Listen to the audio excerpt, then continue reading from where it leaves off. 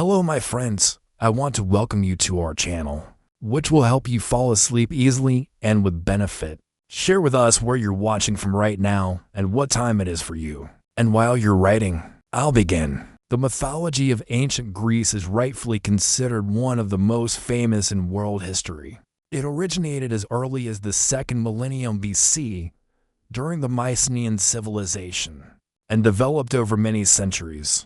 Initially, the tales were passed down orally, from one generation to the next, and were only later recorded by authors such as Homer and Hesiod in the 7th–6th centuries BC. These ancient legends combined real, historical events with fantastical images born from the rich imagination of the Greeks. For the people of the ancient world, myths were never mere fiction. They were an integral part of everyday life, providing answers to the most important questions. Where did people come from? Why does the sun rise every morning? How did the stars appear? And what awaits us after death? The gods in these stories possess not only immense power, but also very human character traits, emotions, and even weaknesses. Perhaps that is why they seemed so close and understandable to the Greeks. Over time, Greek myths spread far beyond the borders of Hellas. These narratives inspired great playwrights such as Sophocles, Euripides, and Aeschylus, who created famous tragedies based on ancient legends.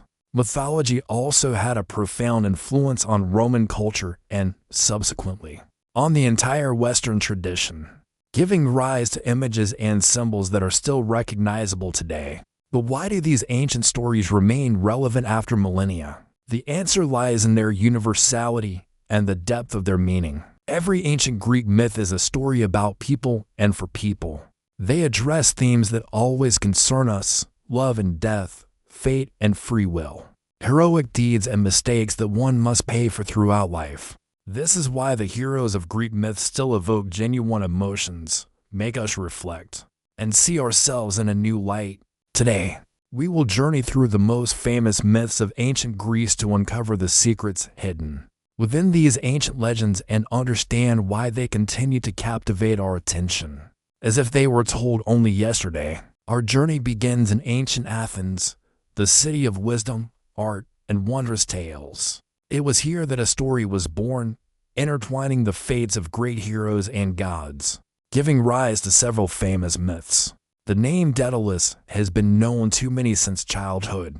However, not everyone knows the important and intriguing role this character played in Greek mythology.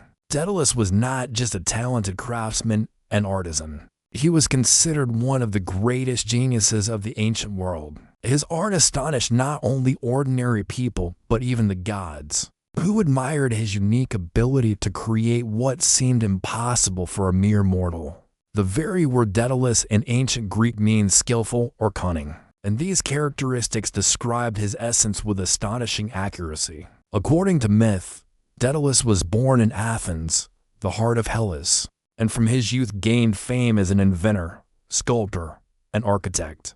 It was said that the statues he created were so realistic that people feared they might speak or begin to move. Ancient Greek authors considered him one of the first to create moving mechanical figures.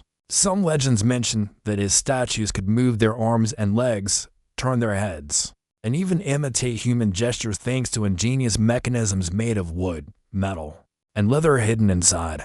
Daedalus's contemporaries even whispered that he had breathed life into his creations, for which his talent was compared to the divine. However, Daedalus's fame and talent also had a negative side. His story is closely linked to a tragedy caused by envy. Daedalus had a student named Talos, a young man endowed with extraordinary abilities, who quickly became a favorite among the citizens. Talos amazed everyone with his new discoveries. He was the first to think of using a compass to draw perfect circles, invented the saw inspired by a fish's backbone, and also created the potter's wheel, simplifying the work of artisans. These inventions attracted universal attention and aroused the delight of the Athenians. Over time, Daedalus began to see his student not just as a talented follower, but as a rival who could steal his fame and the respect of Athens' inhabitants. Envy and the fear of losing his superiority drove him to a terrible act. One day, ascending the Athenian Acropolis with Talos, he seized the moment when the youth turned away and pushed him off the cliff. This act forever tarnished Daedalus's reputation and became a turning point in his fate. According to legend, the goddess Athena did not allow Talos to die, for he was her favorite. Instead, she transformed the youth into a partridge, giving him a chance to continue life in a new form. For his crime, Daedalus was condemned by the court of the Athenian Areopagus and sentenced to eternal exile from his native city. He was forced to leave Athens and began a long wandering across the world. By that time, Daedalus already had a son named Icarus, born to him by a woman named Nocrit.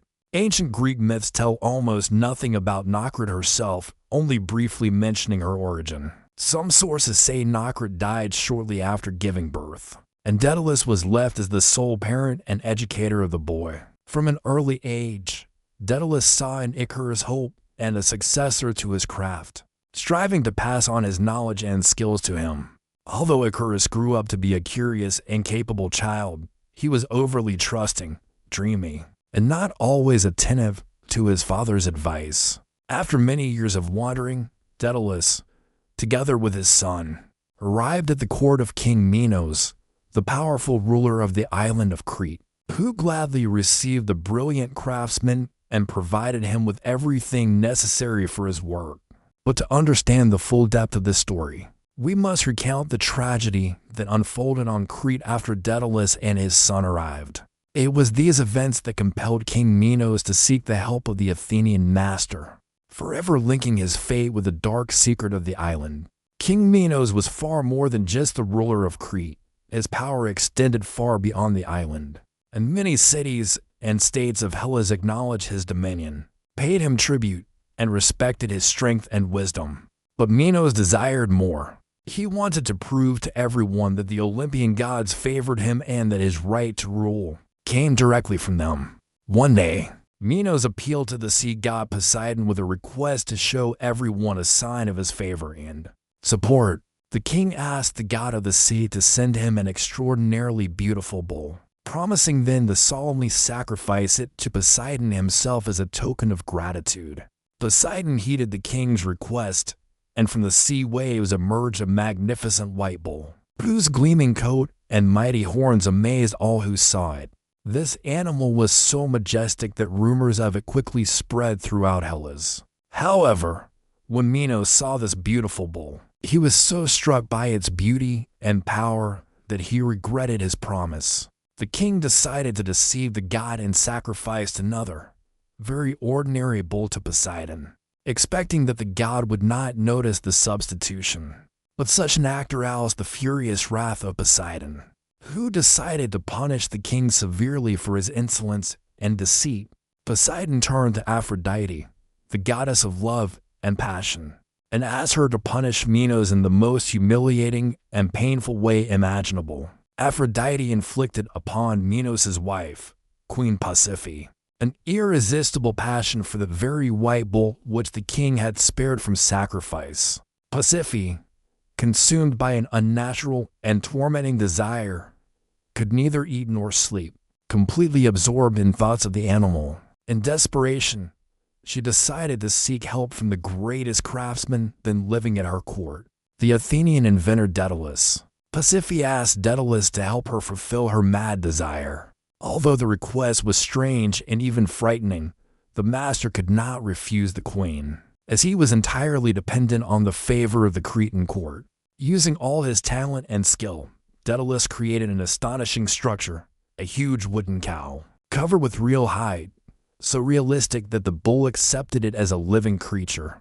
Pasiphae hid inside this contraption and thus entered into an unnatural union with the bull. According to ancient myths, at the moment of this monstrous creature's conception, the heavens themselves darkened, the sea swelled, and the entire island trembled, as if nature was warning people of the impending tragedy. After this event, Pasiphae realized with horror that she was carrying the fruit of an unnatural union.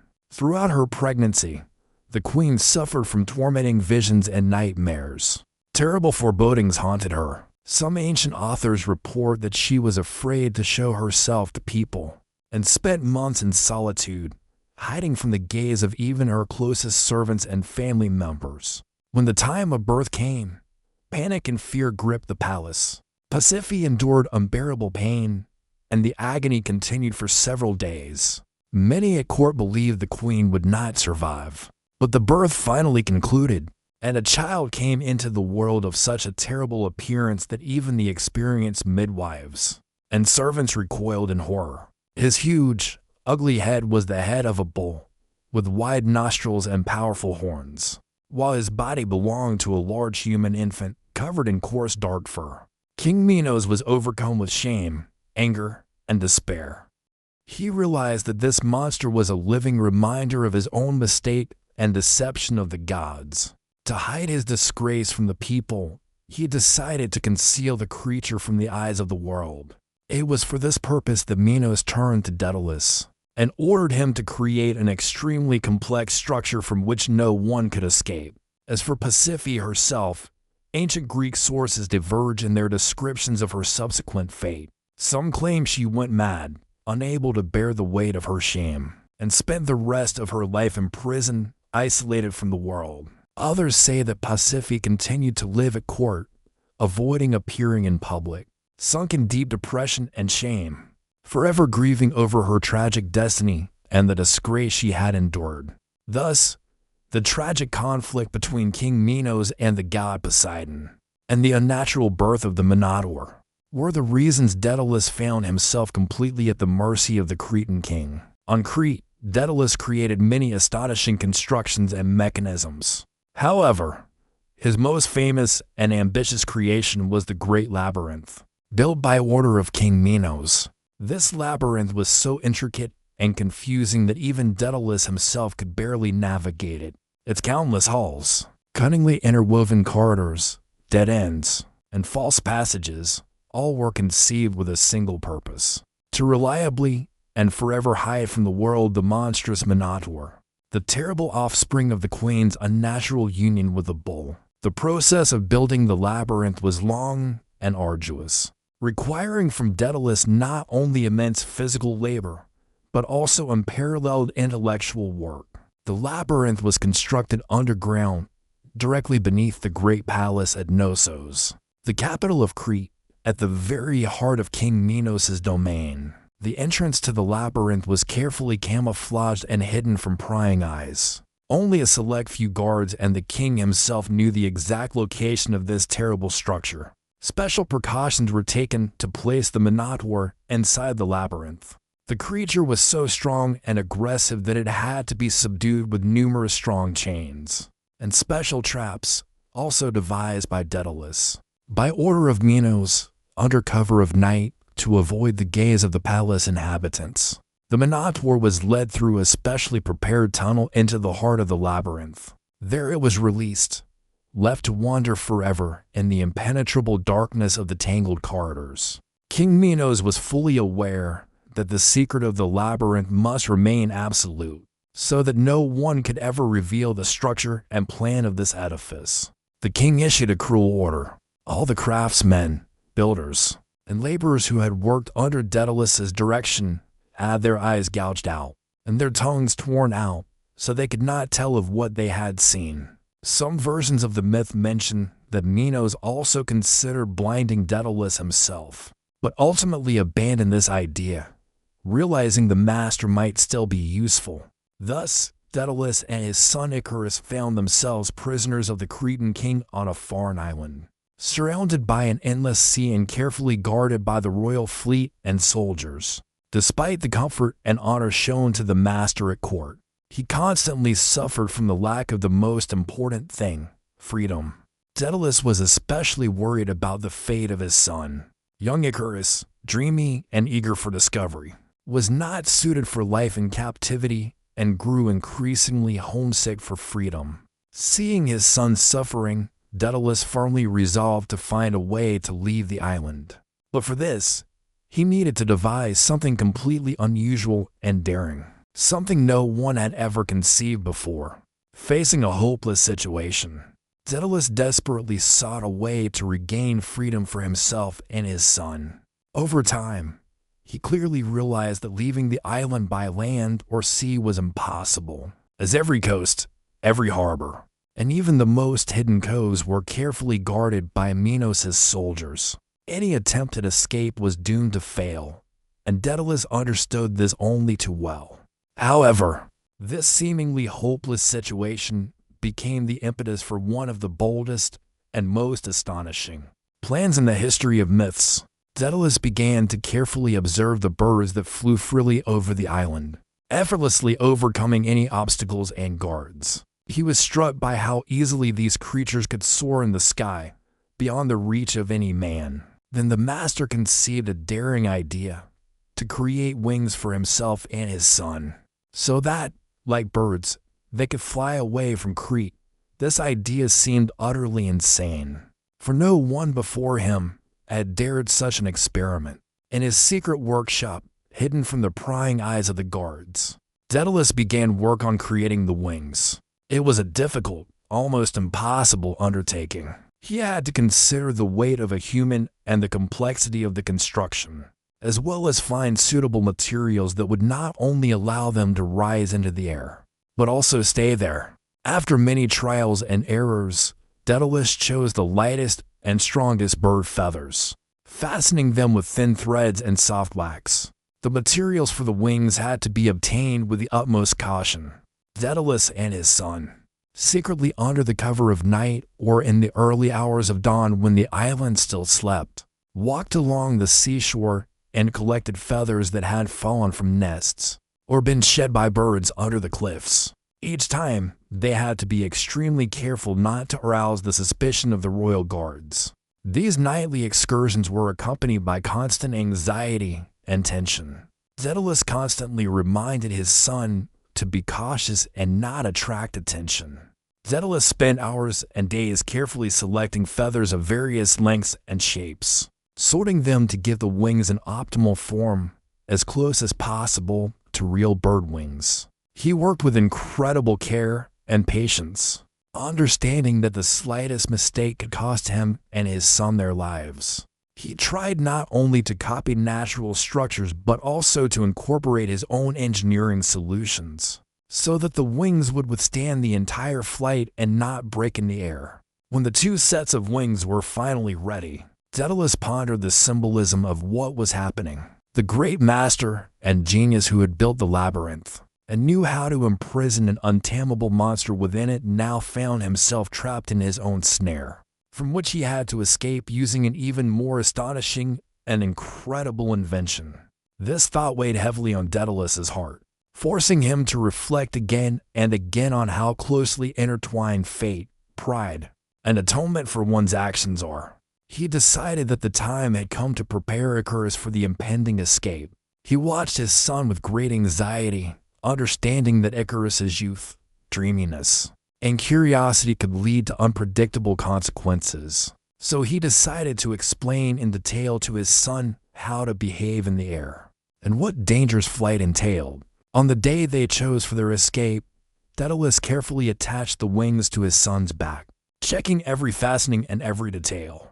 He knew that this risky escape was their only chance to gain freedom. Agitated but resolute, the master gave his son his final instruction, which later became famous. "My son, listen to me carefully, for your life depends on it. Your flight must be steady, neither to high nor to low. If you fly too high towards the sun, the heat will melt the wax and the feathers will separate from the wings. If you fly too low, the sea moisture will weigh down the feathers, and you will fall into the sea. Follow me, keep to my path, and do not try to test your strength and abilities. Remember this, and we shall be free." Having spoken these words, Daedalus looked intently into his son's eyes, hoping he would understand the seriousness of his instructions. Now father and son were ready for the boldest and most desperate escape of their lives. Daedalus and Icarus finally soared into the sky, leaving behind Crete, the labyrinth, and the terrible secret of King Minos. At first, everything went well. The wings, meticulously crafted by Daedalus held them perfectly in the air, allowing them to glide easily over the boundless expanse of the sea. Daedalus carefully watched every movement of his son, reminding him with gestures to maintain a moderate altitude and exercise caution. However, for young Icarus, who had never known true freedom before, the flight was an exhilarating and incredible adventure that soon completely overwhelmed him. The feeling of absolute independence and the intoxication of height went to the youth's head. For the first time, he felt equal to the gods, soaring high above the world of men. Forgetting his father's strict instructions, Icarus began to gradually rise higher and higher, seeking to test the limits of his abilities and further experience the freedom and power of flight. At that moment, an irresistible thirst for adventure and self-admiration seized him. Carried away by the feeling of his own omnipotence, he did not notice how he approached too close to the scorching rays of the sun. The sun's heat, unfortunately, proved fatal for the wax fastenings of the wings. The wax holding the feathers together began to slowly melt from the unbearable solar warmth. Feathers separated one by one, and the wings rapidly lost stability. Icarus realized his mistake too late. Helpless, he began to fall downwards, towards the cold sea water, fearfully and desperately calling for his father's help. Daedalus, seeing what had happened, rushed down in despair, but it was already too late. All he could do was watch bitterly as his son fell into the sea, where he met his tragic end. Overcome with grief, the father long hovered over the waves, vainly searching for his son. But the sea depths had forever swallowed the young dreamer. This ancient tragedy is deeply symbolic and instructive. Icarus's death became a metaphor, warning people of what can result from excessive pride, overconfidence, and ignoring the wise advice of elders and more experienced individuals. Icarus flew too high, which signifies the loss of a sense of measure and caution in the pursuit of a dream, ambition, or the desire to exceed permissible limits. In a broader sense, Icarus's tragedy reminds us that striving to reach heights in life must be accompanied by wisdom, caution, and respect for existing boundaries and rules. To rapid in ascent, excessive ambition, or presumptuousness ignoring the advice of the wise inevitably leads to a painful fall. That is why the myth of Icarus, despite its antiquity, remains relevant today.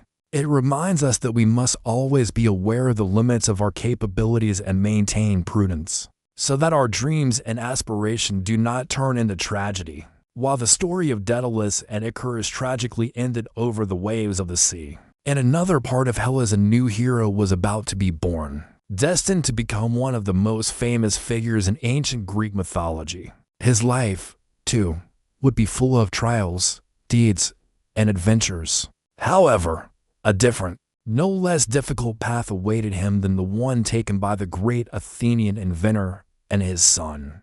The story of the great hero Theseus begins long before his birth, and is closely linked to the fate of his father Aegeus, king of Athens. In his youth, King Aegeus was long without children, which greatly troubled him, for the lack of an heir threatened instability for the entire kingdom. Desiring answers and help from the gods, Aegeus journeyed to the sacred city of Delphi to consult the famous oracle of Apollo about his future. The oracle's prediction was vague and enigmatic. He told the king, "Do not open your wine until you reach the shores of Athens." Aegeus, unable to understand these words, set out on his return journey home, experiencing deep confusion and anxiety. His heart was full of doubt, and he feared he would not be able to fulfill the mysterious advice and would lose his chance for a long-awaited heir. On his way home, Aegeus decided to stop in the small town of Troezen, located on the seashore, where the wise and hospitable King Pittheus ruled.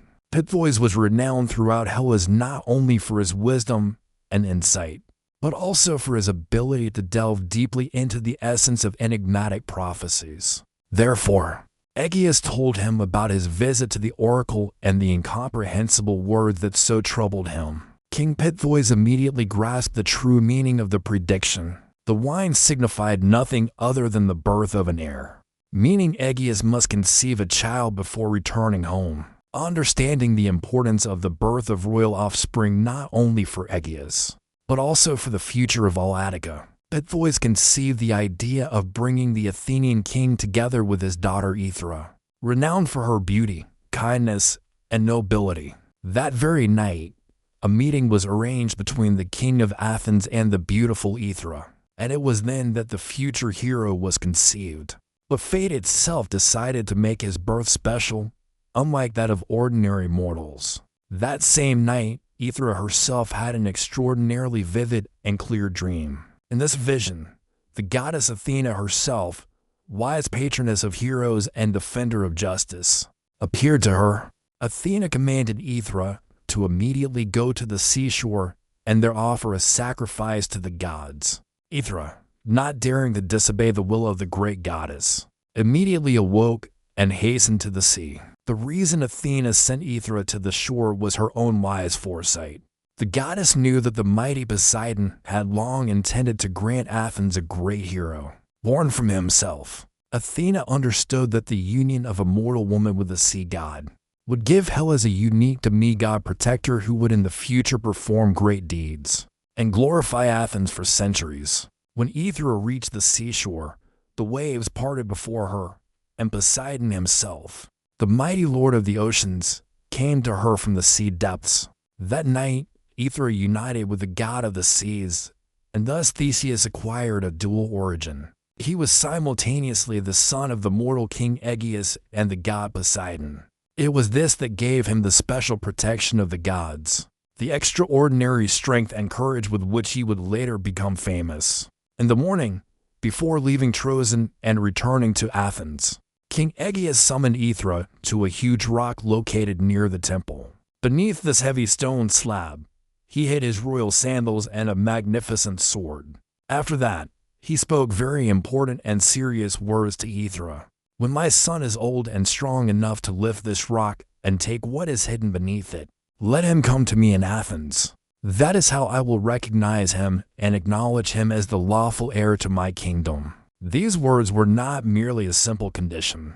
Aegeus understood that the future hero must not simply receive an inheritance, but above all prove that he was worthy to rule Athens. Theseus grew up in Troezen under the care of his mother Aethra and his wise grandfather Pittheus, who devoted great attention to his grandson's upbringing. Pittheus taught the young hero not only martial arts and weapons handling, but also philosophy, justice, and understanding of human hearts. From an early age, the boy amazed everyone with his incredible physical strength, sharpness of mind, and fearlessness in the face of difficulties. Unlike many of his peers, he never sought easy paths and always chose trials that allowed him to test his capabilities and become stronger in spirit and body. When Theseus turned 16, his mother realized that the time had come to reveal to her son the secret of his birth and explain his true destiny. Aethra told Theseus everything about King Aegeus, about the divine intervention of Poseidon, and about the great fate that awaited him. After that, she led the youth to the very huge rock beneath which the symbols of his royal origin were hidden. The young man lifted the heavy stone without much difficulty and found beneath it his father's sandals and sword, which became for him the signs that the time had come to leave Troezen and set out to meet his great destiny.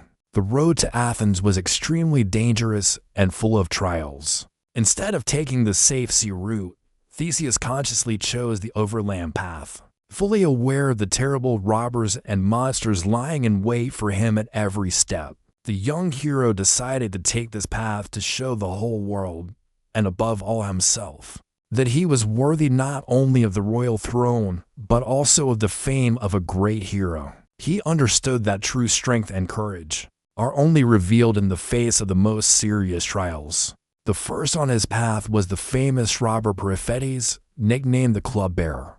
Periphetes was a huge and cruel man with superhuman strength, which according to some ancient sources he inherited from his father, Hephaestus himself. The god of metalwork, the robber mercilessly killed travelers using a massive iron club that he always carried with him. People feared him so much that locals had long avoided the road where Periphetes operated. Theseus faced the robber face to face and in a fierce fight managed to overcome him, wresting his own club from his hands and killing him with that weapon. The young hero not only defeated his opponent, but also took his formidable club for himself, making it his main weapon and a symbol of his first victories. Next, the path led Theseus to a robber named Synes, nicknamed the Pine Bender. This villain possessed incredible physical strength inherited from his father Poseidon, thanks to which he easily bent mighty trees like thin twigs. Synes lured travelers to him, then tied them to the tall pines which he had previously bent to the ground. When the robber released the pines, they sprang upright, and the unfortunate travelers were torn in half and died. This cruelty earned Synes a reputation as one of the most terrible robbers in Greece. However, Theseus proved not only stronger, but also clever. The hero defeated Synes in a difficult fight and punished the villain by the same terrible method he had used to torment others. With this feat, Theseus freed the entire region from the terror and cruelty of Synes, and the local inhabitants breathed easily for the first time in a long while. Theseus's next trial was the battle with the monstrous Cromulonian sow. This was a truly terrible beast of enormous size, possessing ferocity and untamable rage. Some ancient writers claim that the sow was the offspring of Typhon and Echidna, the most fearsome creatures in ancient mythology, from whom all the famous Greek monsters were descended. It daily ravaged fields, destroyed settlements, and mercilessly attacked people, leaving fear and destruction in its wake.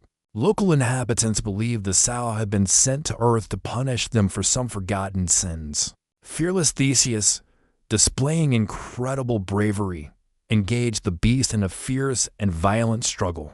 He long pursued the sow, dodging its deadly tusks and blows, and finally managed to defeat it, piercing it with his mighty spear. This feat brought him even greater fame and respect among ordinary people and noble families throughout Hellas. Soon after, Theseus encountered the cruel robber Siren, infamous for his vile and brutal method of dispatching travelers. Siren lived on a high cliff by the sea and forced all passing wayfarers to wash his feet, claiming it was a tribute of respect. When the unfortunates bent down to his feet, Siren mercilessly kicked them off the cliff into the sea, where a giant sea turtle awaited, devouring its victims.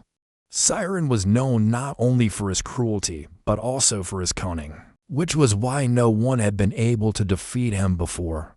Theseus pretended to be ready to fulfill the robber's request, but when Siren relaxed and extended his foot, the hero suddenly seized him by the ankle and with one powerful motion hurled him from the cliff, where he met his own terrible fate at the jaws of his monstrous pet. Through this feat, Theseus forever freed the inhabitants from fear of the villain. Next, the young hero confronted the last two robbers standing between him and Athens. The first was Circean, a mighty warrior renowned for his strength and invincibility in combat. It was said that Circean had never lost a fight, and his strength was a gift from the gods. He challenged everyone who entered his land and mercilessly killed the losers. But Theseus not only possessed incredible strength inherited from Poseidon, but also demonstrated wisdom, endurance, and special fighting skill in the struggle, managing to tire his opponent and defeat him using cunning and stamina. The final trial on the road to Athens was the cunning and treacherous robber Procrustes. Famous for his terrible bed, he lured travelers into his house, offering them rest on his magical bed. But this bed was a trap. If the victim was longer than the bed, he cruelly chopped off their legs. If shorter, he stretched the unfortunate person's body until it matched the bed's dimensions. Theseus instantly saw through the villain's scheme, engaged him in combat, emerged victorious, and punished Procrustes by the same method he had used to torment his victims. The feats Theseus accomplished on his way to Athens held a particular moral and symbolic meaning. The myths emphasize that Theseus punished criminals by their own methods, following the ancient principle of justice, an eye for an eye. By this, the hero wished to show that justice is inevitable, and that cruelty always returns to its perpetrator. According to ancient authors, Theseus acted thus consciously, striving not only to rid the lands of evil but also to teach a visible lesson. After all these incredible deeds and trials, Theseus's name resounded throughout Hellas, and finally he arrived in Athens, where his fame had already preceded him. However, a new danger awaited him there. At that time, Athens was ruled by Medea, the famous sorceress and wife of King Aegeus. According to ancient authors such as Plutarch and Apollodorus, she had long suspected that the arrival of the young hero might weaken her power at court and deprive her own sons of their rights to the throne. Fearing for her position, Medea decided to eliminate Theseus by offering him a cup of wine laced with a potent poison during a feast. But fate was favorable to the young hero. At the very last moment, King Aegeus noticed the sword and sandals that Theseus had deliberately worn for his meeting with his father. Recognizing in the youth his own son, whom he had awaited so long, the king immediately dashed away the poison cup and embraced Theseus with delight, acknowledging him as heir to the Athenian throne. As for Medea, her fate in Athens ended there. Learning that her plot had been uncovered, the sorceress hastily fled the city, escaping the inevitable wrath of the inhabitants and King Aegeus. According to the most common versions of the myth, she journeyed east to her native Colchis, where she continued her wanderings, leaving behind in Athens only ill repute and the memory of her failed treachery. After Theseus took his rightful place in Athens, he was destined to confront one of the most painful and grievous pages of Athenian history, a tragedy that bound his native city to the powerful island of Crete long before Theseus's birth. Athens had suffered a serious defeat in a long and bloody war with the Cretan king Minos. According to myths, the cause of the conflict was the mysterious death of Androgeus, the son of the Cretan king, who had traveled to Athens for the famous athletic games held in honor of the goddess Athena. The youth possessed extraordinary physical abilities and easily won victories in all competitions, arousing the admiration of spectators while simultaneously awakening envy among the Athenian nobility and the city's young athletes. But his brilliant victory turned to tragedy. Androgeus died under unclear circumstances. Ancient authors disagree in their descriptions of the details of his death. According to one version, the most widespread among ancient writers, he was killed by the terrible Marathonian bull, which the Athenians deliberately released, hoping thus to rid themselves of a hated rival. Other sources more directly accuse the Athenians of secretly and treacherously murdering Androgeus out of envy for his successes. But in any case, this event was perceived by King Minos as an unforgivable insult and a direct challenge to his authority. Upon learning of his beloved son's death, Minos flew into a rage and assembled a powerful fleet, declaring war on Athens.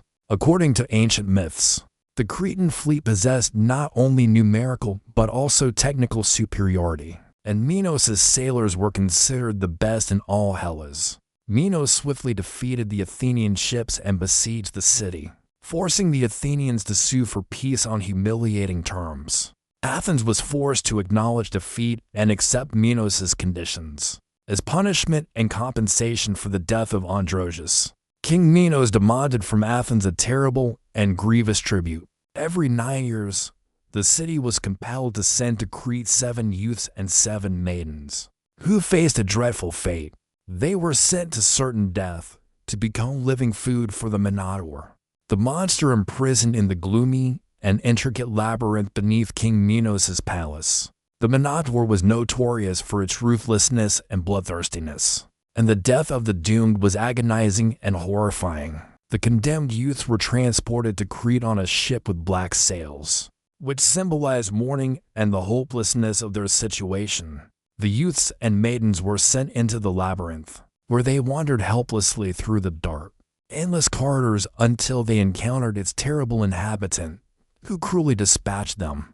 Not one of the dispatched Athenians ever returned, and thus the entire city lived in perpetual grief and fear. Each sending was accompanied by mourning, the tears of families, and a sense of helplessness before the cruel will of the Cretan king. When the time came for the next dispatch of condemned young people, the city was once again filled with an atmosphere of despair. Young Theseus, recently returned to Athens and recognized as royal heir, could not remain indifferent to the suffering of his people. Deeply affected by the Athenians' despair and the humiliation inflicted upon his city, Theseus voluntarily volunteered to sail to Crete along with the other youths and maidens. Many tried to dissuade him, saying it meant certain death and that Athens would lose its hero and heir. But Theseus was unyielding. He saw in this terrible mission the duty of a true hero, called to protect his people and fight injustice. King Aegeus was stricken with grief upon learning of his son's decision and tried to dissuade him. But Theseus promised his father that he would go to Crete, defeat the Minotaur, and return alive, so that his father might know his fate in advance. Theseus promised that, in the event of success, he would change the ship's black sails, symbols of mourning, for white ones, signifying victory and salvation. Aegeus, though tormented by anxiety for his son, allowed him to depart, hoping for the best. Thus, Theseus set sail for Crete, driven by the desire to end the humiliating tribute and stop the long-standing suffering of the Athenians. The young hero, full of courage and determination, sailed to meet his fate, not yet suspecting that there awaited him not only mortal danger, but also a new fateful encounter that would change his entire life and the history of both cities forever. The ship carrying the doomed Athenian youths and maidens arrived at Crete, docking in a harbor near the magnificent palace at Knossos. The Athenian prisoners were met by the Cretans with grim solemnity. Among those greeting them was King Minos himself, who coldly and arrogantly surveyed the young people, showing not a shred of compassion. However, the king was accompanied by his daughter Ariadne. The young princess was distinguished not only by her beauty, but also by her sensitivity, compassion, and kind heart. Seeing Theseus among the other prisoners, she was deeply struck by his bearing, his courage, and the dignity with which he conducted himself even in the face of imminent death. At that very moment, love was born in Ariadne's heart, a love that would change not only her own fate, but the entire course of Athenian Cretan history.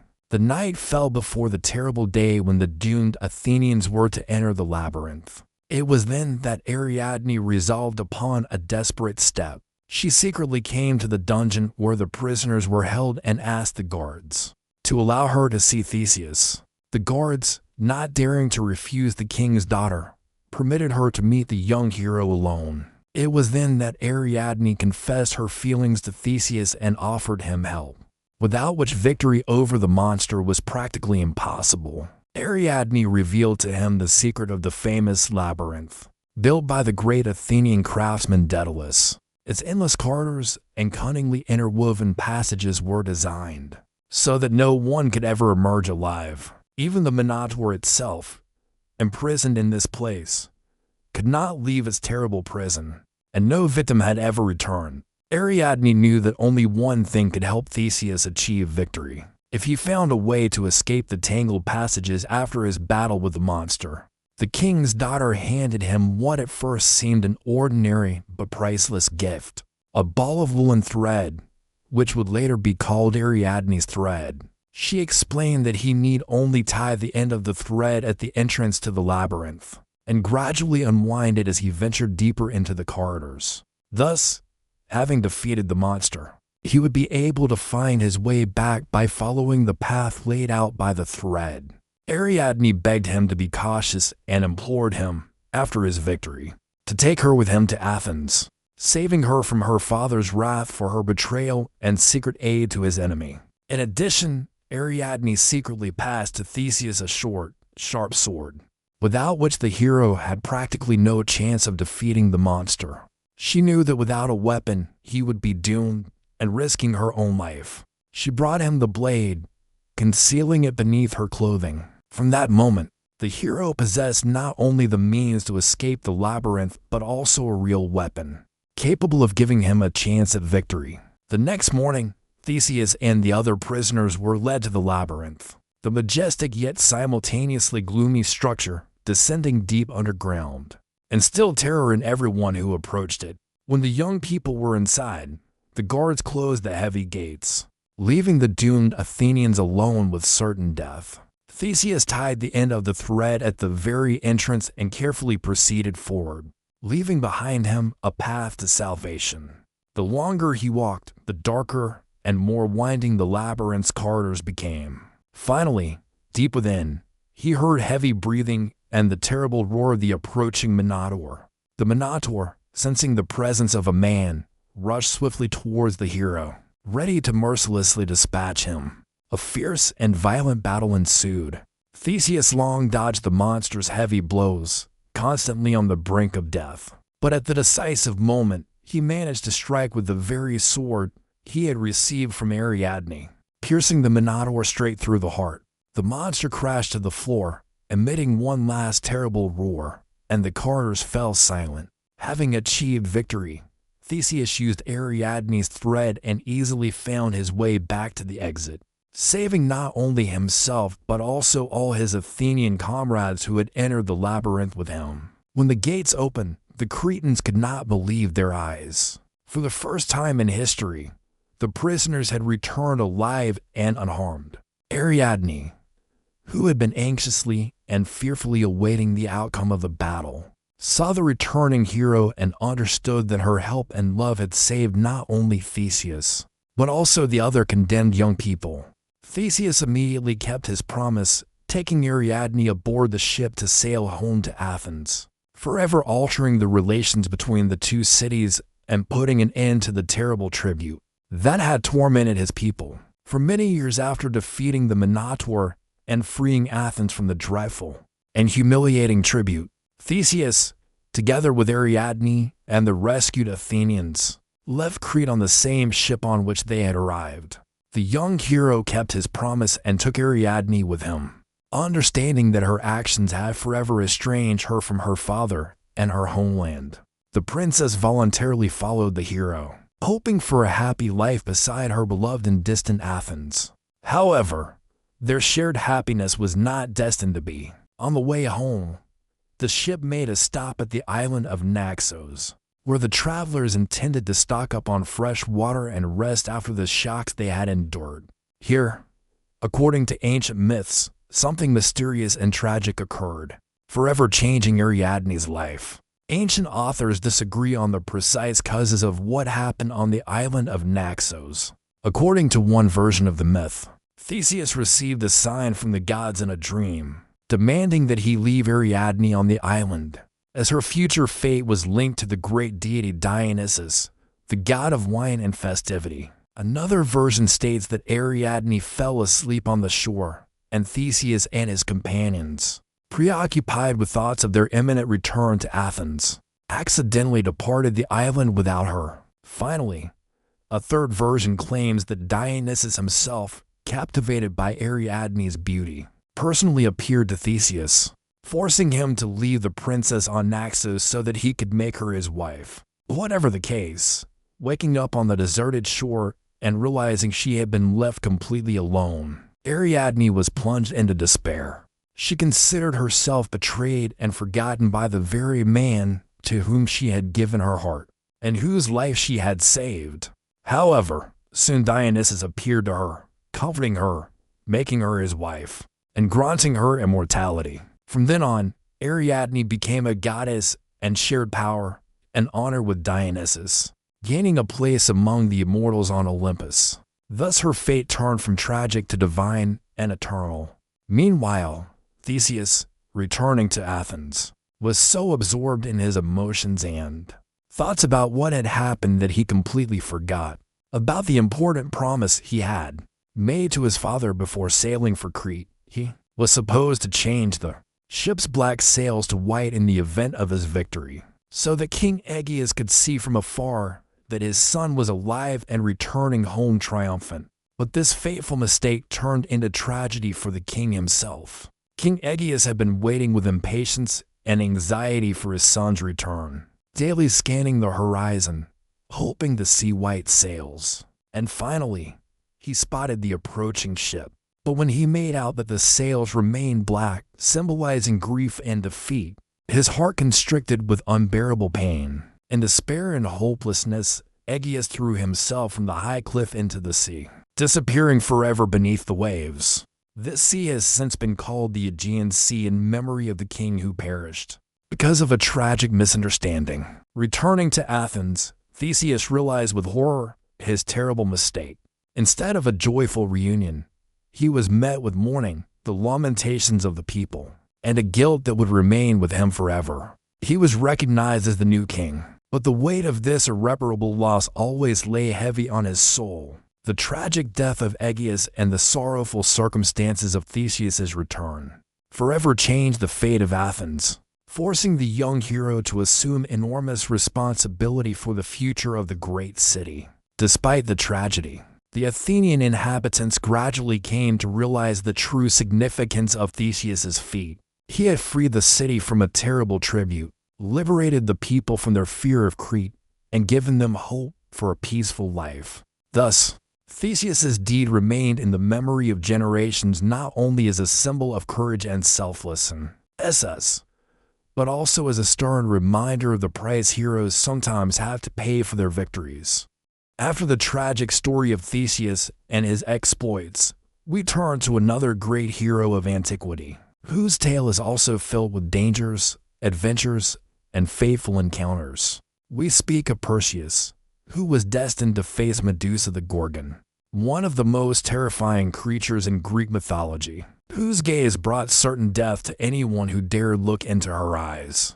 Unlike most monsters, who were born of darkness, Medusa was originally a mortal woman, distinguished by extraordinary beauty and grace. According to the most ancient myths, she was one of the three Gorgon sisters, Medusa, Stheno, and Euryale, daughters of the ancient sea deities Phorcys and Ceto. However, Medusa was the only one of the sisters who possessed a mortal body, while her sisters were immortal. In her youth, Medusa lived a simple life and enjoyed renown as the most beautiful of maidens, arousing the admiration of many men and the envy of women. Particularly famous were her hair, soft and gleaming, as if woven from golden threads, which captivated the gaze of all who beheld her. It was Medusa's hair that would later become the main attribute of her tragic curse. Seeking protection and patronage, Medusa became a servant of the goddess Athena, taking a vow of chastity and dedicating herself to service in the temple of the virgin goddess. Athena was the goddess of wisdom, war, and justice, the patroness of those who preserved their chastity and adhered to high moral principles. The temple of the goddess Athena was at that time a place of particular purity and spirituality, sought after by many young women hoping for the favor of the formidable goddess. However, Medusa's beauty attracted the attention not only of ordinary mortals but also of the gods. Poseidon himself, the mighty god of the seas and oceans, was smitten by her charm and unparalleled beauty. Why did Medusa become the object of his passion? Ancient authors explain it in various ways. Some believe that Poseidon desired in this way to insult Athena, his eternal rival in the struggle for patronage over Attica and the city of Athens. Others maintain that the sea god was simply conquered and enchanted by the girl's beauty, without considering the consequences of his actions. Regardless of his motives, Poseidon ravished Medusa right in the sacred temple of Athena, committing an act perceived as sacrilege and desecration. Ancient myths also differ on whether Medusa was a victim of circumstance or partly culpable for what occurred. Some versions assert that the girl resisted Poseidon to the last, trying to remain faithful to her vow and not offend the goddess. Other sources claim that Medusa could not or dared not resist the mighty god, being merely a mortal girl. There are also interpretations in which their union is presented as consensual, that Medusa herself reciprocated Poseidon's feelings, thereby breaking her vow of chastity and incurring Athena's wrath. But all ancient authors agree on one point: Athena perceived this incident as the deepest personal insult and an unbearable defilement of her sacred space. It is interesting to note that many researchers and mythologists have questioned Why Athena directed all her fury precisely at Medusa and not at Poseidon. In ancient mythology, gods were very rarely punished for such deeds, and Athena, as the goddess of wisdom, understood the futility of attempting vengeance against so powerful a god as Poseidon. Moreover, Poseidon belonged to the generation of Olympians, possessing influence and authority equal to Athena's. Therefore, the goddess's wrath was directed at the weaker link, the mortal girl caught at the center of this sorrowful event.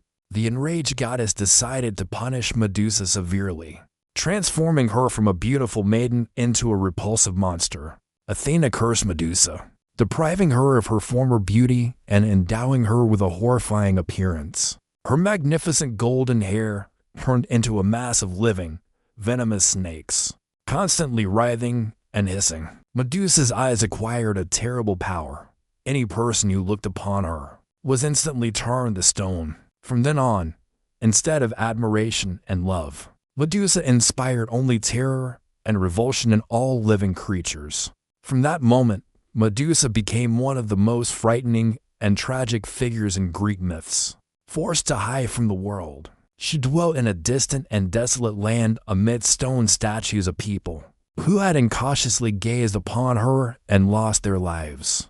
Now Medusa was condemned to eternal loneliness and despair, becoming a symbol of tragedy and the inevitability of the gods' punishment for any, even involuntary, transgressions. Her story served as a reminder to the ancient Greeks of the capriciousness and severity of the gods, of how even the most beautiful and pure creations could be cast down into an abyss of suffering due to a fateful confluence of circumstances. It was with this fearsome creature that the young hero Perseus was soon to contend, destined to perform one of the most celebrated and dangerous feats in the history of ancient Hellas. Perseus's life journey was overshadowed from the very beginning by harsh circumstances and sinister prophecies, casting a dark pall over his fate even before he came into the world. His birth was an ominous portent and the cause of bitter suffering for his mother. It seemed as though the gods had deliberately decided to subject the young hero to trials from the very first moments of his life, and this predetermined the entire subsequent chain of his adventures and exploits. Perseus came into being through the union of a mortal woman named Athena and the supreme Olympian god Zeus. Athena was the beautiful daughter of King Acrisius, ruler of the Argive kingdom. The king, troubled by the lack of a male heir, consulted the famous oracle of Apollo to learn whether a grandson would be born to him, capable of continuing his lineage. However, the oracle's response proved grim and terrible for the king. The prophecy declared that Acrisius would be killed by his own grandson, Dana's son. Shaken by the prophecy, Acrisius was horrified and resolved to prevent its fulfillment at any cost. He imprisoned his daughter in a deep underground chamber where no man could penetrate, and guarded her carefully, hoping to evade his destiny. But no dungeon and no guards could stop the most powerful of the gods. Zeus, captivated by Dana's beauty, took the form of a golden shower, penetrated the walls of the chamber, and secretly united with her. From this unusual and mysterious union was born Perseus, the hero destined to forever enter the history of Hellas. When Acrisius learned that his daughter had borne a child, he was filled with rage and terror. Fearing to openly punish the divine offspring, Acrisius ordered them placed in a wooden chest and cast into the sea, hoping that the waves and the deeps would perform this grim task for him. But fate was kind to mother and son. The chest containing Danae and Perseus did not sink, but was washed ashore on the small island of Seriphos, where it was found by a fisherman named Dictys, a simple and kind man. Dictys took pity on the unfortunate pair and gave them shelter in his home, surrounding them with care and affection.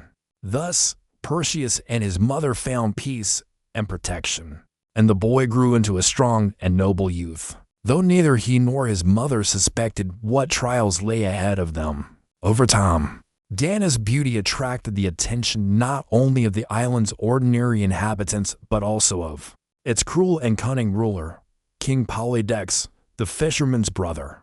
Polydex was known for his treachery and selfishness and was obsessed with the desire to make deny his wife.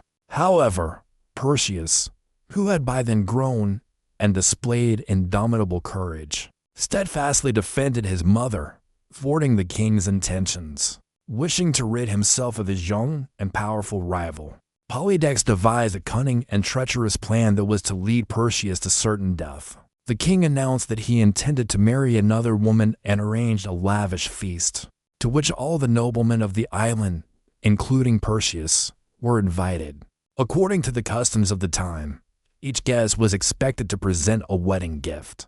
However, Perseus was poor and could offer nothing worthy of such an important occasion.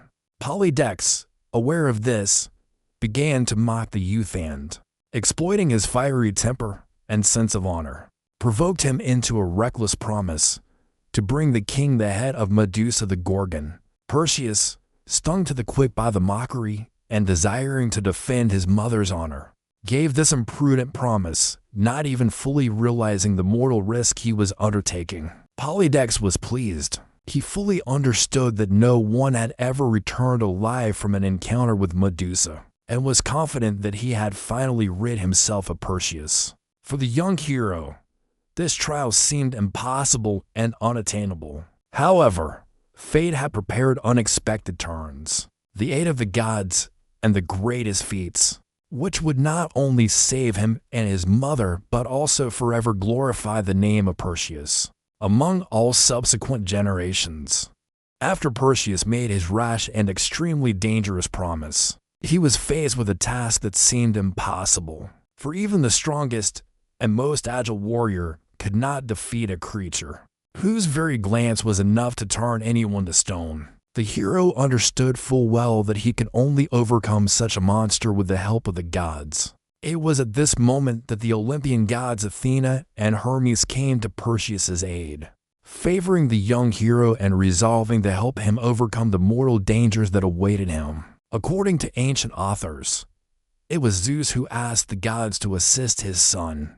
Zeus could not personally intervene in the hero's fate, but could direct divine helpers to his side. He turned to Athena and Hermes, knowing that only their patronage and magical gifts could give Perseus a chance of success. In this deadly trial, the goddess Athena was the first to appear before Perseus, despite the fact that she herself had cursed Medusa, transforming her into a terrible monster. Athena decided to help the hero in his feat. She had her reasons for this. The goddess fully understood that sooner or later, someone would have to put an end to Medusa's existence, and she preferred that it be Perseus, her chosen one and descendant of great Zeus. Athena gave Perseus a priceless and unique gift, a shield polished to such a degree that its surface was like a perfectly smooth mirror. She explained that looking directly at Medusa was impossible, but her reflection in this shield would be safe and would allow the hero to deliver precise blows, while avoiding her deadly gaze. Next, Hermes came to Perseus's aid, the god of travelers and messenger of the Olympians, who favored heroes and often assisted them in difficult trials. Hermes gave Perseus his own sword, sharp, light, and capable of cutting through any metal or stone. Hermes also explained to the hero that for success he would need to find several other magical items, hidden far away at the edge of the world with the guardian nymphs. These items were necessary for the hero to reach Medusa's lair and achieve victory over her. On Hermes' advice, Perseus set out to find the Graeae, three ancient sisters who share between them a single eye and a single tooth. These beings were unusual and enigmatic. According to legend, the Graeae were born old, and their appearance had never changed since. They existed on the border of worlds, possessing wisdom and knowledge of secret places. Although outwardly the Graeae seemed helpless and feeble, their knowledge was priceless, and only they could direct the hero to the nymphs and their magical objects. Perseus cunningly forced the Graeae to reveal the secret of the guardian nymph's location, stealing their single eye from the sisters and demanding they show him the way. In exchange for the return of this vital object, helpless and frightened by their loss, the Graeae were compelled to divulge the secret location to the hero. after which Perseus returned their eye and continued on his way. Finding the nymphs, Perseus received from them two remarkable objects that played a decisive role in his impending feat. The first was the famous helmet of invisibility, which belonged to Hades, the god of the underworld. When the hero donned this helmet, he became completely invisible to the eyes of any creature, whether mortal, monster, or even god. This was invaluable aid to Perseus, who could now approach Medusa completely unnoticed, depriving her of her main advantage. The second gift was the magical winged sandals, thanks to which the hero acquired the ability to move easily and swiftly through the air, bypassing any obstacles and dangers that might confront him on his journey. Now, unprecedented possibilities opened before Perseus. He could approach Medusa's lair from above and attack her unexpectedly, thereby significantly increasing his chances of victory. Thus, thanks to the aid of the gods, Perseus gained not only hope but also confidence in his undertaking. Armed and prepared, the hero set out on his journey, filled with determination and courage. He knew that ahead of him awaited not only a battle with a monster, but also a confrontation with his own fate. Armed with the magical items and assured of the gods' support, Perseus finally set out for the distant and dangerous lands where Medusa the Gorgon lurked. The monster dwelt in a gloomy cave, surrounded by endless wastelands and strewn with countless stone statues, silent witnesses to the fact that no one had ever encountered the Gorgon and lived to tell the tale. The region where Medusa lived was ominous and somber, as if steeped in despair and death. It was a world without life, where only frightening silence and a sense of infinite terror reigned. Approaching Medusa's lair, Perseus was fully aware that the main danger came from her gaze, and he must avoid any possibility of meeting the monster's eyes. The hero donned the helmet of invisibility, which rendered him completely unseen, and the winged sandals allowed him to fly silently over the stone statues and approach the cave from above. Everything now depended on his caution, patience, and self-control. Entering the cave, the hero first saw the horrifying image of Medusa reflected in the mirrored surface of the shield he held before him. The monster lay peacefully amidst its writhing serpentine hair, unaware of the approaching danger. Even in such a state, her appearance was so dreadful and repulsive that any other man would have instantly been petrified with fear and revulsion. Perseus cautiously, step by step, approached the creature, never taking his eyes from her reflection in the mirror gifted by Athena. The hero's heart beat rapidly, but he knew that the slightest mistake could cost him his life. Medusa began to awaken, as if sensing a foreign presence nearby, and her snake stirred and hissed. At that moment, Perseus, gathering all his will and courage, swiftly delivered a blow with Hermes' sword. The blade effortlessly severed Medusa's head, and the fearsome monster perished, never having opened his eyes and turned his deadly gaze upon the hero. In that same instant, to Perseus's astonishment and horror, two remarkable creatures sprang from Medusa's body, the winged horse Pegasus and the giant Chrysaor, who were the offspring of Poseidon and Medusa, born from that long-ago tragic union. According to ancient myths, Chrysaor showed no hostility toward the hero and soon vanished, going his own way and leaving no trace in Perseus' story. However, the hero's trials were not yet over. The noise and death of Medusa awakened her immortal sisters, Stheno and Euryale, who immediately rushed in search of the killer. Unlike the mortal Medusa, her sisters were completely immortal and possessed an even more terrifying and frightful appearance. Their bodies were covered in scales. Their enormous wings allowed them to move swiftly through the air, and their powerful bronze claws could tear any enemy to shreds. Their fearful cries filled the cave and echoed throughout the surrounding area, striking terror into the hearts of even the bravest creatures. Perseus hastily placed the severed head of Medusa into his bag, carefully avoiding the gaze of her eyes, which still retained their deadly power. Then, using his winged sandals and helmet of invisibility, he left the cave and easily escaped the furious pursuit of the immortal Gorgons, leaving them to howl in rage and despair. After his great victory over Medusa the Gorgon, Perseus set out on his return journey to the island of Seriphos, making his way through distant and unfamiliar lands. However, the hero's fate decreed that on his way back he was to perform yet another great feat, one that forever changed his life. Flying over the boundless expanses of seas and lands with the aid of his winged sandals, Perseus found himself above Ethiopia, a country ruled by King Cepheus and his wife, the proud and vain Queen Cassiopeia. It was here that the hero witnessed an extraordinarily dramatic and horrifying spectacle. On the seashore, chained to a rock, was a beautiful maiden whose face expressed utter hopelessness and despair. This was Andromeda, the princess of Ethiopia, doomed to a terrible death in the jaws of a monster. The cause of her dire predicament was the pride of her mother, Queen Cassiopeia. She had once incautiously declared that her beauty surpassed that of the Nereids themselves, the sea nymphs renowned for their irresistible charm and closeness to the sea god Poseidon. Such a bold comparison enraged the nymphs, and they complained to Poseidon of the disrespect and insult. Infuriated, the god decided to punish Cassiopeia severely.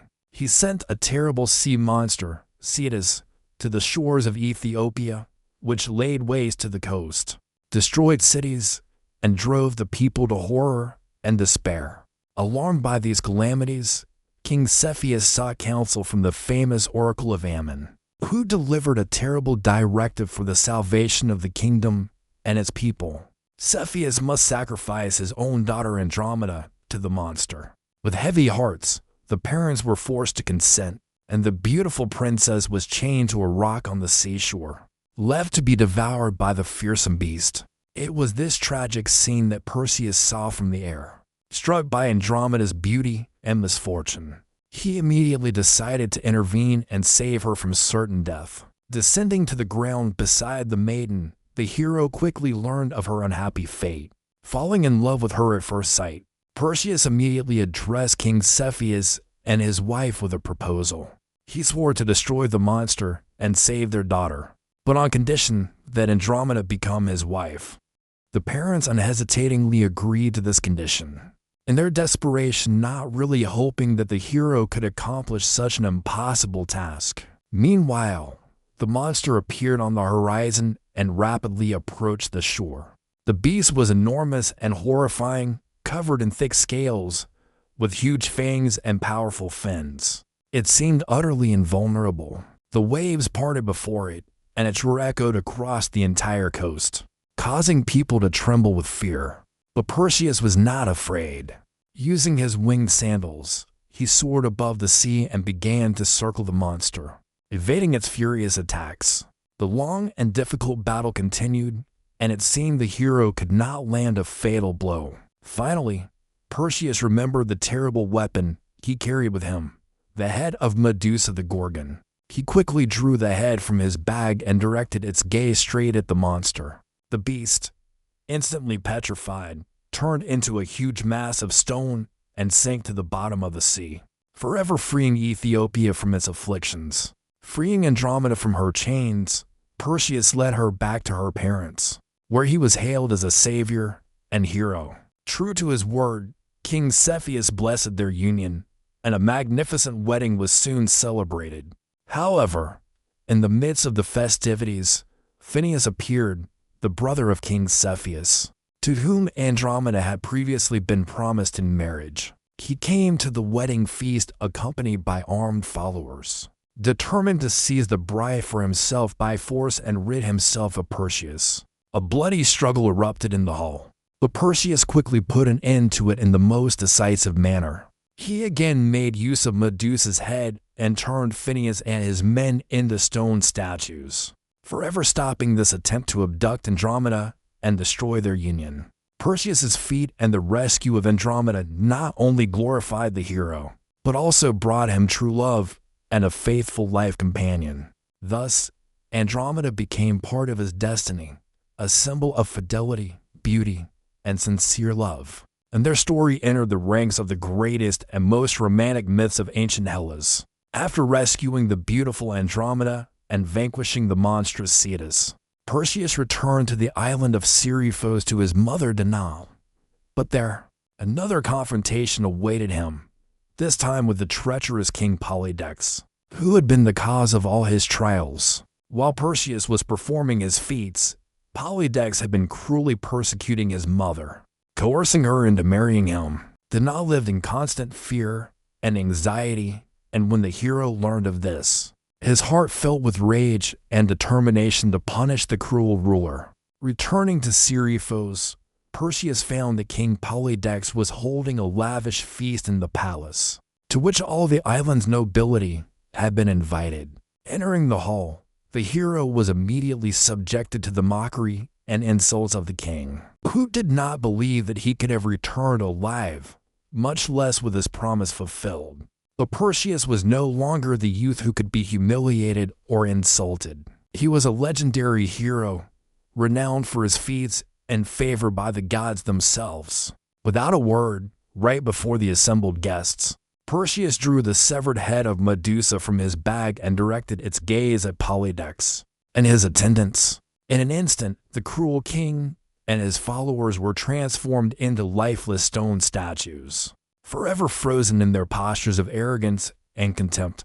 Thus, Perseus freed his mother and her benefactor, the good fisherman Dictys, from the persecution of the cruel ruler. After Polydex's death, Perseus entrusted the rule of the island to Dictys, a wise and just man who had always cared for him and his mother. But this was not the end of the story. He decided to return to the homeland of his grandfather, King Acrisius, to meet with him and attempt a reconciliation. However, fate once again proved stronger. While participating in athletic contests, Perseus threw a heavy bronze discus and struck a spectator, who turned out to be Acrisius himself. Thus, the fateful prophecy uttered by the oracle many years earlier was fulfilled. Acrisius died at the hands of his own grandson, although Perseus had not intended it. Perseus was deeply shaken and grieved by what had happened, as he had never meant to harm his grandfather. He refused the royal throne of Argos, not wishing to accept power obtained through such tragic circumstances, and exchanged dominions with the king of Turns, where he ruled for many years in peace and prosperity together with his beloved wife Andromeda. When the time came for the hero to end his earthly journey, the gods did not forget Perseus's deeds and those dear to him. As a sign of respect and honor, and in memory of his immortal feats, they decided to place the heroes among the constellations of the heavens, so that their exploits would never be forgotten. In the night sky shone the constellations of Perseus and Andromeda, as well as her mother Cassiopeia and father Cepheus. Together with them in the heavens appeared Pegasus, the winged horse born from the blood of Medusa, who became a symbol of inspiration and poetic flight. Even the fearsome sea monster Cetus was transformed into a constellation, becoming an eternal reminder of the hero's accomplished deed. After learning of the great feats of Perseus and the fate of the beautiful Andromeda, it is time to turn to another hero, whose story is full of mysteries, trials, and tragic twists of fate. This is the story of the hero Bellerophon, a man whose life became an example of how the will of the gods and human errors can intertwine in the most unexpected and dramatic ways.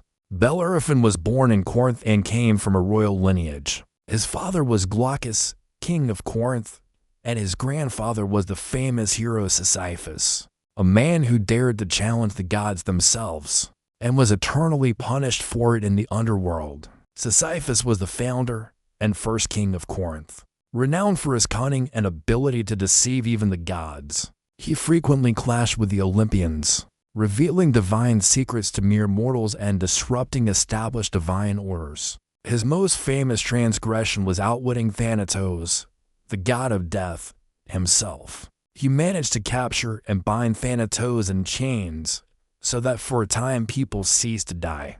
For his repeated attempts to outwit the gods, Sisyphus was condemned to eternal punishment in the realm of the dead. He was doomed to roll a heavy boulder up a steep hill, and each time, just as he neared the summit, the stone would roll back down. Since then, Sisyphus's toil has become a symbol of futile and endlessly repeated effort. Bellerophon's very origin, linked to the name of the legendary Sisyphus, seemed to condemn the hero to a constant struggle with his own destiny and to severe trials. From childhood, Bellerophon stood out among his peers for his strength, courage, and nobility. He was a skilled warrior and hunter, adept with weapons, but besides his physical abilities, he possessed an inner pride that frequently brought him trouble. According to the myths, Bellerophon's fate changed dramatically after a tragic event in his youth. He accidentally killed his own brother, or, according to other versions, a noble citizen named Belarus, which gave him the nickname Bellerophon, meaning the killer of Belarus. Ancient sources do not provide a single explanation for the circumstances of this killing, but emphasize that it was committed unintentionally, in a fit of anger or as the result of an accident. Despite this, Bellerophon's crime was considered grave, and by the laws of that time, it demanded severe punishment. The hero was forced to leave his native Corinth, exiled from the city so dear to him. Having lost his home and reputation, Bellerophon set out to wander, deeply grieving his exile and constantly questioning why fate treated him so cruelly. Seeking refuge and atonement, Bellerophon arrived in Argos, where the wise King Priapus reigned. This powerful ruler received the hero kindly and offered him hospitality, not suspecting what trials and intrigues his arrival at court would bring. The wife of King Priapus, the beautiful Athena, was inflamed with passion for the handsome Bellerophon and attempted to seduce the hero. However, faithful to the laws of honor and hospitality, Bellerophon rejected her advances, not wishing to betray the king who had received him as a friend. Insulted by his refusal and fearing that her conduct would become known, Athena decided on cruel revenge. She went to the king and slandered Bellerophon, claiming that he had tried to dishonor her. King Priapus found himself in an extremely difficult position. On one hand, he could not kill his guest, as this would be a direct violation of the ancient laws of hospitality, the punishment for which was severe. On the other hand, he could not leave such a crime unpunished if the accusation proved true. So the king found a cunning solution.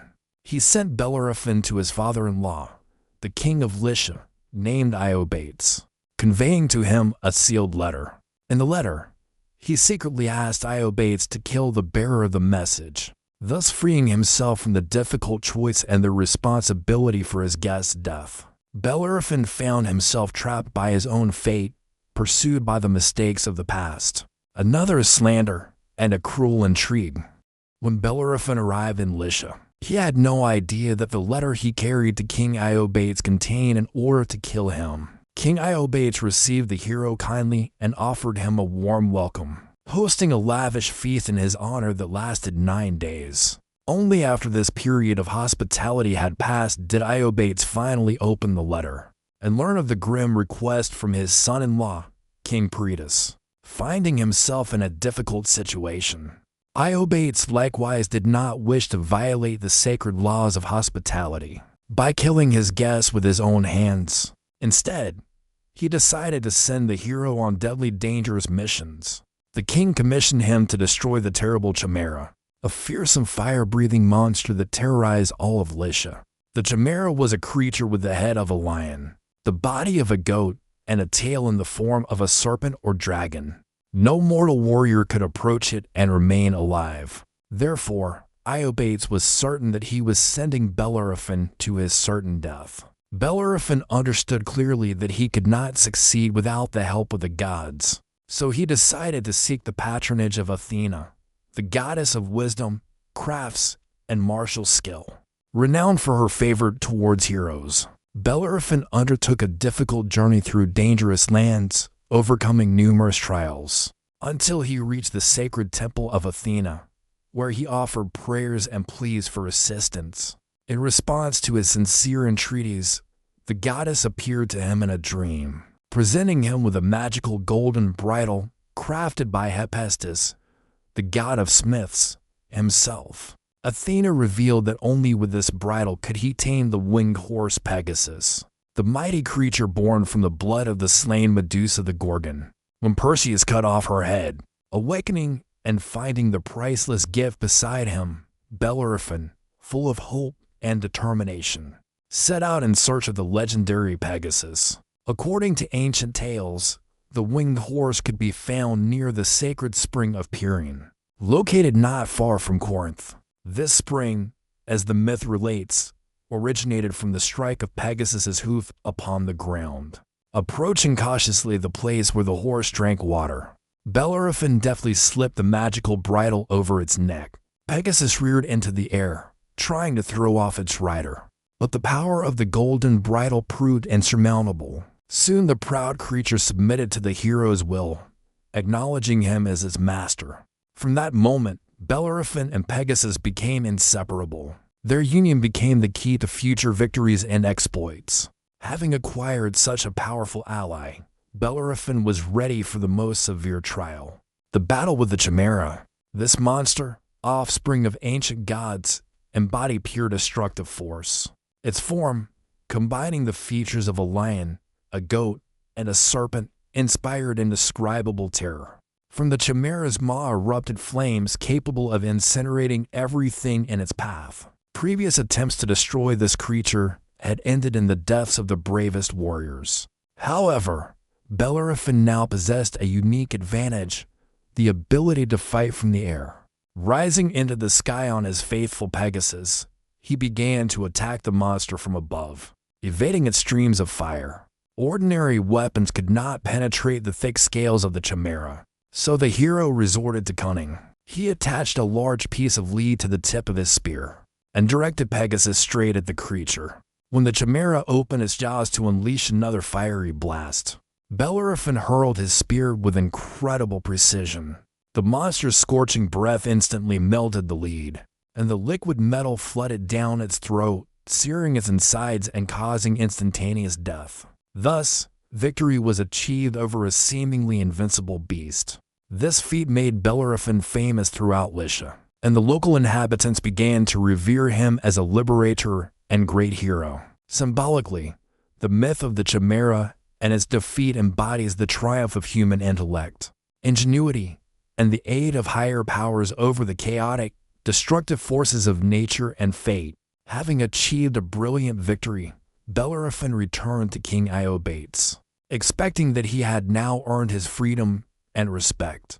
However, the king, astounded that the hero had survived and defeated the Chimera, decided to continue his attempts to rid himself of him. He sent Bellerophon on a campaign against the warlike tribe of the Salome, renowned for their ferocity and combat prowess. But the hero, mounted on Pegasus, swiftly attacked the enemy from the air and emerged victorious. Then Iobates sent him to fight the Amazons, legendary female warriors who had never known defeat. And again Bellerophon, using the speed and maneuverability of his winged steed, routed them. Finally, in desperation, the king set an ambush, sending his finest warriors against the hero. But this attempt also proved futile. Struck by Bellerophon's resilience and the evident favor of the gods, Iobates at last acknowledged the hero's greatness. He ceased his attempts to kill Bellerophon, gave him his daughter Philono in marriage, and bestowed upon him half his kingdom. It seemed Bellerophon had reached the pinnacle of glory and prosperity. He possessed power, wealth, a loving wife, and universal respect. However, it was at this moment that his tragedy began. Overwhelmed with honors, the hero became arrogant and believed himself equal to the gods. He decided he deserved a place on Olympus among the immortals. Blinded by vanity, Bellerophon mounted Pegasus and soared into the sky, intending to reach the abode of the gods. This audacious act aroused the wrath of Zeus himself. The supreme god sent a huge gadfly to sting Pegasus. Startled by the sudden pain, Pegasus bucked and threw his rider. Bellerophon fell from a great height. He survived, but was left severely crippled and maimed for the rest of his life. The former great hero was forced to wander in solitude, rejected and forgotten by those who had once praised him. His fate became a clear lesson on the perniciousness of pride, and the truth that even the greatest deeds do not entitle a mortal to claim divine status.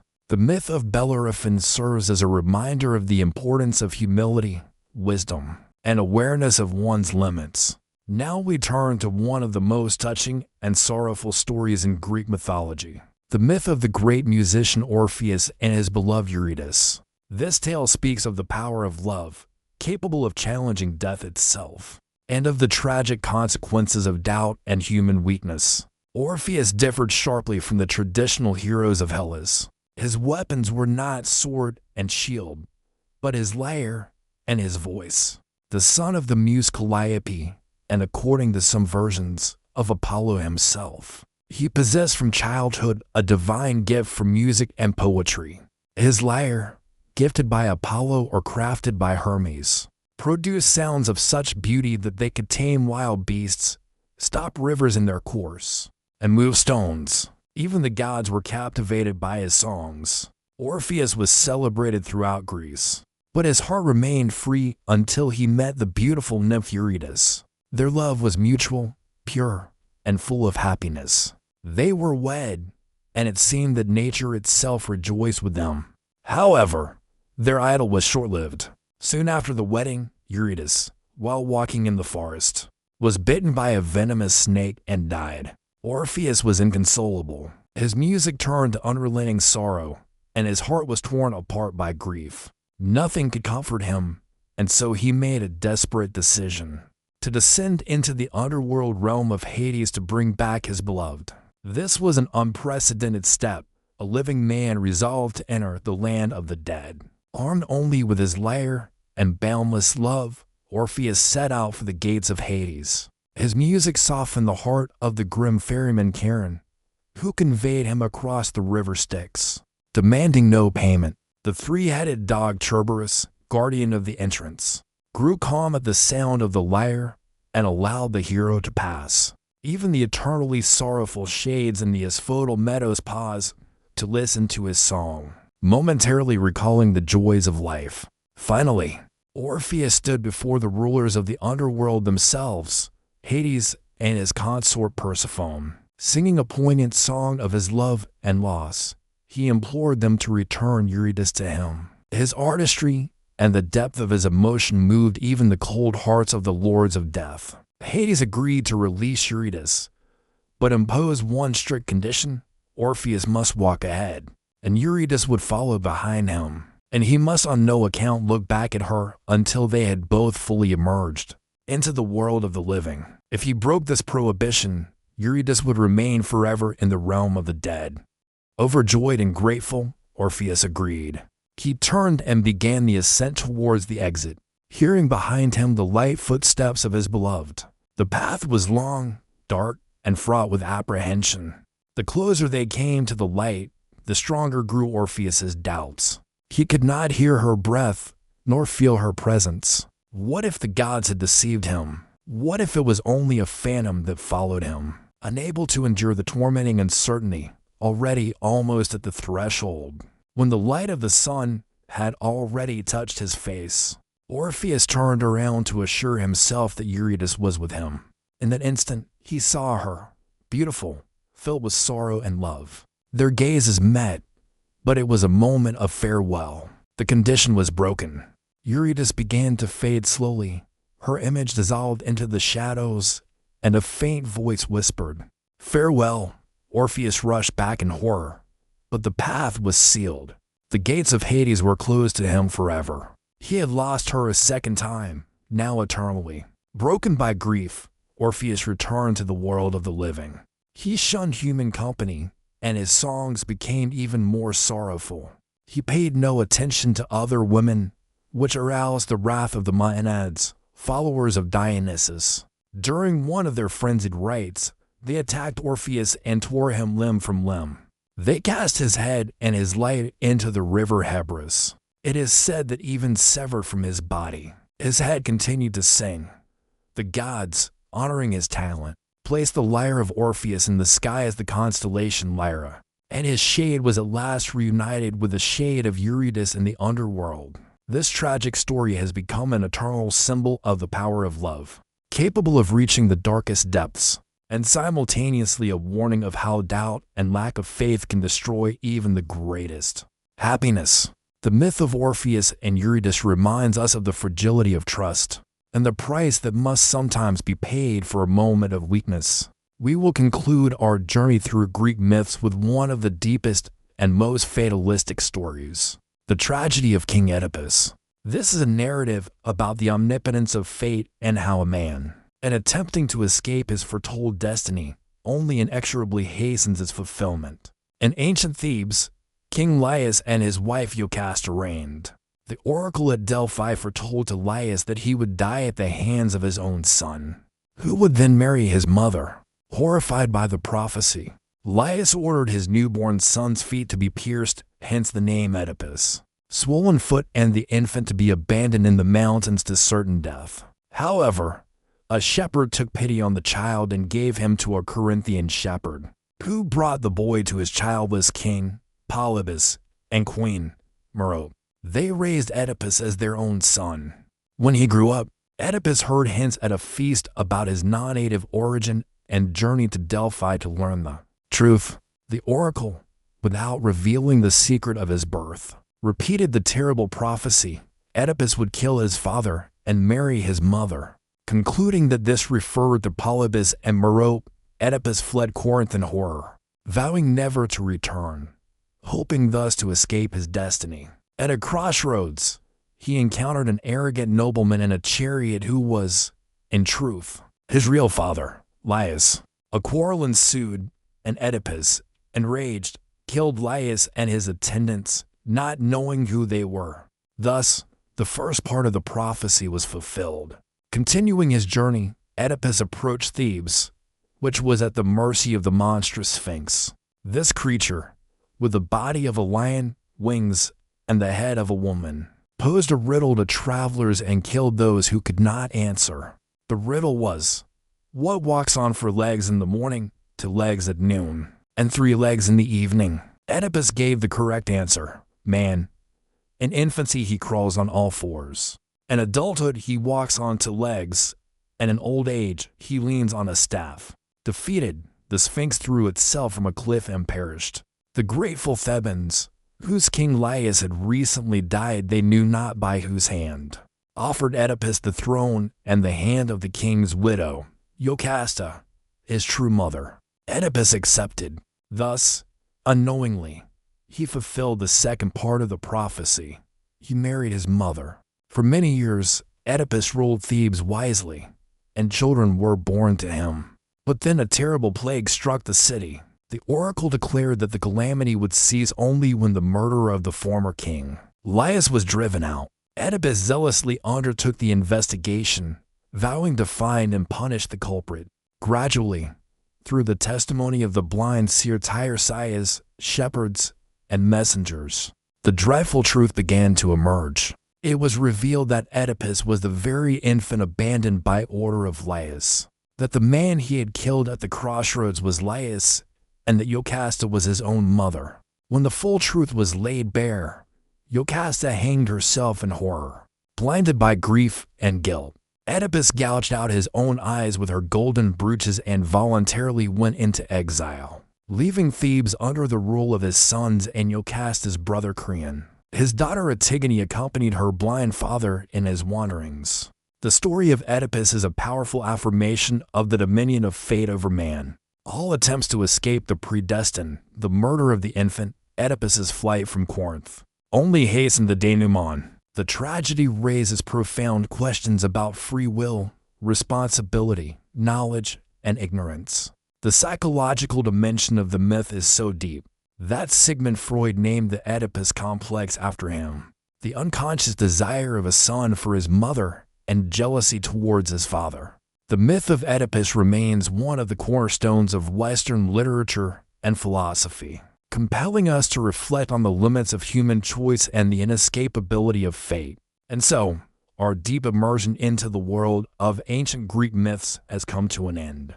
These ancient tales, filled with heroism, love, tragedy, and eternal questions, continue to live on millennia later because they speak of the most fundamental things, the nature of humanity. They remind us of the value of wisdom, the danger of hubris, the power of love, and the inevitability of fate. Each of these stories is not merely a fairy tale, but a complex parable reflecting our own fears, hopes, and inner conflicts. Now, as you fall asleep, you may reflect on which of these legends touched you most deeply and what lessons you have drawn from these timeless narratives. Good night, pleasant dreams, and sweet slumber.